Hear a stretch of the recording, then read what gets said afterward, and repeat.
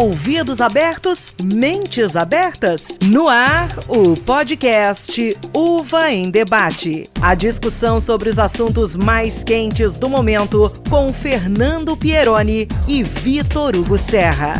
Tá por aí? Chegue mais! Seja muito bem-vindo, seja muito bem-vinda, se acomode. Ouvidos abertos, mentes abertas.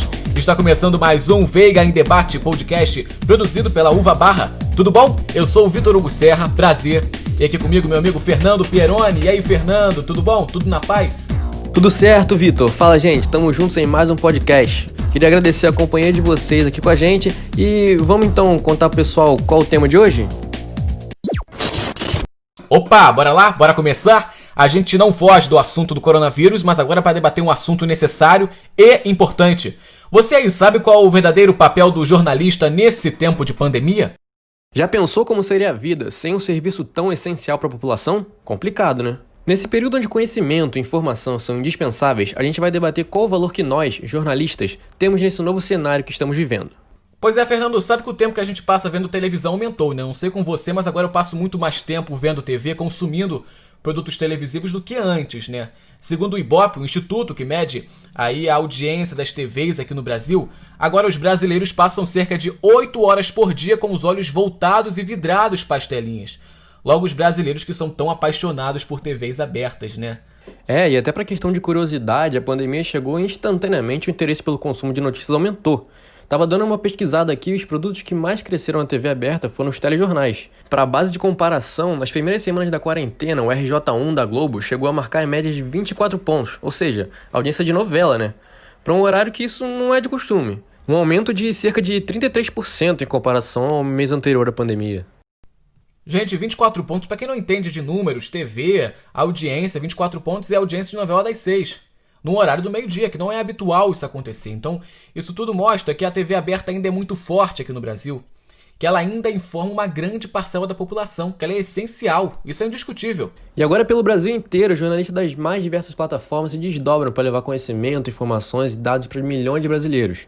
Sem querer desmerecer os outros meios, vamos focar mais na TV, porque ela meio que tem maior força de penetrabilidade no nosso país e, querendo ou não, maior fonte de credibilidade. Os telespectadores foram verdadeiros alunos para se preparar para uma guerra onde o inimigo é invisível. Agora imagina você ter que derrubar um telejornal inteiro com pautas já prontas, matérias já gravadas para ter que noticiar a chegada de um vírus que matou milhares no exterior. Essa foi a barra que a nossa convidada de hoje do podcast teve que enfrentar. A equipe da TV Rio Sul, afiliada à Globo no Sul Fluminense, teve que noticiar o primeiro caso de Covid aqui no estado, que aconteceu em sua área de cobertura na cidade de Barra Mansa, ali próximo à Volta Redonda. Boa tarde, já são 13 casos suspeitos do novo coronavírus em Barra Mansa. Pessoal, nossa primeira convidada de hoje se trata da apresentadora e editora do RJ1 da TV Rio Sul, Michele Martins. Foi uma das porta-vozes para levar essa notícia para os potenciais 1,5 milhão de telespectadores diários da região. E ela bate um papo agora com a gente, Michele Martins, no nosso podcast. Uma honra estar te recebendo aqui. Muito obrigado aí por aceitar esse convite. Uma honra da nossa equipe. Queria começar te perguntando qual foi a sua reação ao saber que ia ter que noticiar essa informação pro pessoal aí do sul do estado, o pessoal que assiste o RJ1. Conta pra gente. Oi, Vitor. Oi, Fernanda. Tudo bem com vocês? Obrigada pelo convite. É um grande prazer poder contribuir aí, falar um pouquinho do jornalismo, que é essa profissão que eu exerço há tantos anos, que eu amo tanto, apesar dos pesares, né? É uma profissão bem danadinha. Então, vamos lá. Vocês querem saber a minha reação ao informar a população do sul do estado sobre o coronavírus, primeiro caso aqui na nossa região.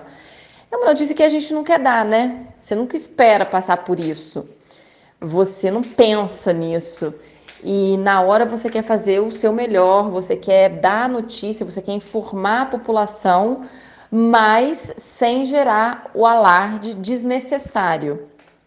Então, acho que a minha preocupação foi essa. Claro, você leva um susto porque você até então acha que não vai chegar até você, não vai chegar até aqui, não vai te atingir de alguma maneira. E tanto que quando os casos começaram a surgir, as mortes começaram a surgir, até então eram só números. Mas de repente você começa a conhecer as pessoas que estão tendo a doença, que estão morrendo por causa da doença. Então isso é muito assustador. Mas a gente, quando está em frente ao vídeo, a gente tem que ter um papel de, primeiro, informar mas com cautela, com calma, sem se envolver além da medida. É muito difícil, é um exercício diário. Porque se você se envolver e deixar a sua emoção falar mais alto, você acaba gerando um medo, um pânico, você acaba tendo um outro papel naquele momento, sendo que o seu papel ali é informar a população. A gente leva um susto, a gente fica com tanto medo quanto quem está assistindo. E às vezes com mais medo, porque a gente tem acesso a mais informações, a detalhes, a coisas que de repente naquele momento ainda não vão ser veiculadas, mas vão ser daqui a pouco. Enfim. Realmente, Michele, eu sempre bato nessa tecla que acho que o jornalista hoje em dia acaba se envolvendo um pouco com a notícia, mas tem que saber até que ponto vai, né? Como você comentou. Tem que ter esse senso para saber qual é o limite. Agora, Michele, queria te perguntar, essa pandemia veio para mudar a vida de muita gente, né? Como você vê o jornalista antes e depois da pandemia? Será que teve alguma mudança? E aí eu acho que essa pergunta é um pouquinho além, né? Não é a importância do jornalista, é a importância do ser humano, o papel do ser humano no mundo antes e depois dessa pandemia. Eu acho que muita coisa vai mudar. Quem está disposto, quem está aberto a isso. Quem não está, vai conseguir passar, vai passar por isso achando tudo normal, vai sair dessa achando que está tudo bem, quando na verdade a gente sabe que não é assim. Quem está realmente abrindo os olhos para o que a gente está vivendo vai ver o mundo de uma outra forma quando realmente isso tudo passar. Vai ser um novo momento, vai ser... A gente, com certeza, eu acredito muito que a gente vai sair dessa como ser humano melhor. E aí, um jornalista, né, que está vivendo esse momento das redações, trabalhando de formas tão diferentes e vivendo situações que eu, por exemplo, eu tenho 36 anos, eu sou jornalista desde os 17, eu entrei na faculdade com 17, logo consegui meu primeiro estágio. Eu nunca imaginei viver isso. Eu tenho uma filha de 5 anos que está vivendo isso e daqui a uns anos, quando ela for estudar isso, eu vou poder contar para ela não só como a gente viveu dentro de casa, mas como eu vivi no trabalho. Então isso é muito assim, é muito louco se você parar para pensar, mas também é uma das aventuras que o jornalismo proporciona, né? E Michele, no mundo hiperconectado que a gente vive hoje, no qual todo mundo pode replicar notícia, opinião, sem a preocupação e a responsabilidade de nós jornalistas, qual a dificuldade de se combater as fake news a respeito desse vírus? É muito difícil, muito, porque a nossa profissão, ela vem sendo desvalorizada com o passar do tempo. Então, e hoje em dia todo mundo se acha jornalista.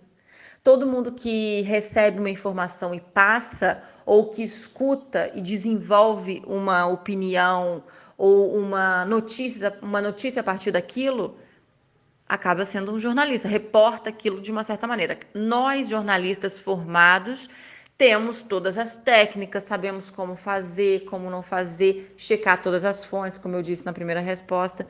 Então é muito difícil combater as fake news, porque tem muita gente que acredita em tudo que se vê.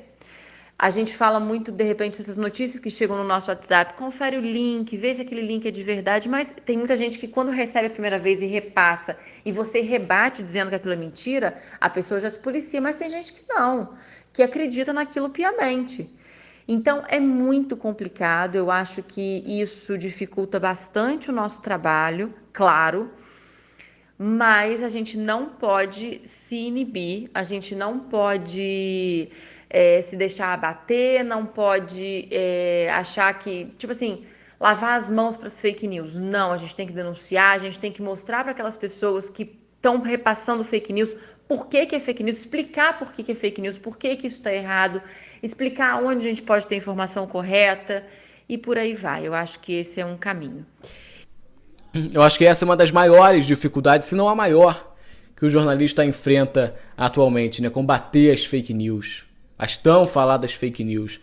Né? Michele, agora mudando de assunto, indo para um outro viés do coronavírus, né? As redações em todo o país estão trabalhando em regime de redução. Né? Muita gente em casa, muita gente com férias adiantadas. Né? Como tem sido esse trabalho aí na redação, com equipe reduzida, e quais os cuidados que vocês estão tomando, aí justamente para não contaminarem o ambiente de trabalho, né, para não se contaminarem. Conta pra gente. Bom, na TV Rio Sul, que é onde eu trabalho, A gente só trabalha de máscara. Eu fico de máscara durante toda a manhã, eu tiro para apresentar o jornal apenas e, claro, na hora que a gente vai tomar café, mas até a hora de chegar no refeitório, vamos todos de máscara e aí tiramos. O refeitório, as mesas estão espaçadas, a gente não senta mais junto. Na redação, todo mundo de máscara, todo mundo longe um do outro. A apresentação é feita por mim, pela Fernanda, e desde que começou essa pandemia, por volta de uns 3 meses, a gente não apresenta mais o jornal junto. Cada dia uma apresentava, depois eu entrei de férias, ela apresentou sozinha durante um mês, agora ela tá de férias, eu tô apresentando sozinha, vou apresentar sozinha durante todo o mês. A gente não recebe mais convidado no estúdio, as entrevistas de estúdio são todas via Skype. Aliás, o Skype, a tecnologia de WhatsApp, videoselfie, tudo isso tem feito com que a gente consiga preencher e fazer com muita excelência, com muita qualidade e dando o melhor que a gente pode, um jornal de quase 1h30, desde que a pandemia começou. Essas foram as formas encontradas, além de outras coisas, equipes reduzidas, mais gente de férias fora do período programado de férias, equipes de stand-by, enfim, essas foram as formas encontradas pela empresa para nos dar segurança para trabalhar e para a gente conseguir continuar levando um jornalismo de excelência, mas com segurança primeiro da nossa equipe. Porque é aquela coisa, né? Se a gente não cuidar da gente, como é que a gente vai conseguir cuidar do outro ou, nesse caso, informar o outro? Então, a empresa, desde o primeiro momento, pensou em todos os detalhes, seguindo não só orientações dela, mas orientações da própria Globo. Tem álcool em gel em todos os setores, tem álcool 70, a gente chega, a primeira coisa que a gente faz é higienizar nossas mesas com álcool 70. Enfim, muitas medidas de segurança foram tomadas. É tudo muito novo, é tudo muito, em alguns momentos, até assustador, porque você não consegue ver uma luz no fim do túnel de tudo isso, né? Não é uma coisa, por exemplo, eu comparo muito com a greve dos caminhoneiros, que era uma coisa que a gente sabia que estava acontecendo, que poderia durar muitos dias, mas na hora que um acordo fosse firmado, aquilo ia se disseminar. Eu acho que a greve dos caminhoneiros foi minha primeira grande cobertura, por isso eu comparo muito a ela. E agora essa pandemia do coronavírus, a gente não consegue nem imaginar um fim para isso. Quando que vai ser o fim? Quando que o novo normal vai deixar de ser novo normal e virar o normal? Porque a gente depende de uma vacina para isso acontecer. Como é que vai ser? Então, eu acho que isso gera muita insegurança, mas eu sou muito, muito, muito otimista. Eu acho que a gente vai passar por essa e as coisas vão acontecer da maneira que tem que acontecer. E nós, jornalistas, estamos tendo uma oportunidade de uma cobertura, de repente, que muitos de nós nunca viveu, muitos de nós nunca mais vai viver. Então, eu acho que é uma grande oportunidade de aprendizado. Gente, tem muita coisa pra comentar, o assunto rende a beça, mas por conta do tempo a gente vai ficando por aqui. Em nome de toda a equipe do Uva em Debate, obrigado, Michele, pela sua participação aqui no podcast, por tirar esse tempinho pra bater esse papo com a gente. Eu acho que o pessoal de casa conseguiu refletir, conseguiu pensar a importância do jornalista nesse período em que vivemos. Muito obrigada pelo convite, viu? Um beijo pra vocês. Fernando, obrigado pela parceria de sempre, pela sintonia. Valeu, meu irmão. Valeu, Vitor, tamo junto. E a você de casa também, muito obrigado pela paciência. A gente se vê na próxima. Qual será o tema da semana que vem? Acompanhe nas redes sociais. Um beijo, um abraço, até mais. Valeu, gente, nos encontramos nas redes sociais, a gente se vê. O podcast Uva em Debate teve a apresentação de Fernando Pieroni e Vitor Hugo Serra e produção de Gustavo Teixeira.